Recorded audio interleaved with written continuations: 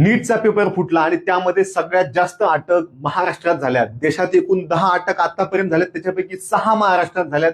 कमीत कमी 1000 कोटींची संपत्ती असलेले महाराष्ट्रातले सगळ्यात मोठे क्लास चालक, ज्यांचं नाव सुद्धा मोठे गावकर आहे, त्यांना अटक झालेली आहे. अतिशय दुर्दैवाची गोष्ट आहे की यामध्ये पुरावे सापडलेले आहेत, म्हणूनच सीबीआयने अटक केली. सीबीआय कोणालाही अटक करत नाही. महाराष्ट्रात मोठेगाव सर इतका श्रीमंत क्लासवाला कोणीही नाही. तुमची एमपीएससी, पोलीस भरती, युपीएससी सगळी एकत्र केली तरीही एकट्या मोठेगाव सर एवढी होत नाही. एवढं मोठं नाव होतं, परंतु ही अटक दुर्दैवी आहे. आणि अशा पद्धतीने जर डॉक्टर तयार होत असतील तर भविष्यात देशाची आरोग्य व्यवस्था 100% ढासळणार आहे, वाईट अवस्था येणार आहे. इथून पुढे तरी शासनानं पेपर फुटीबद्दल चांगला कायदा करावा आणि अशी पेपर फुटी होऊ नये आणि कुठल्याही क्लास चालकाने ह्याच्यात अडकू नये. बाकीच्या एजंटचा वेगळा प्रश्न असतो, परंतु आपली इमेज वेगळी असते, ती सुद्धा शेवटपर्यंत जपली गेली पाहिजे.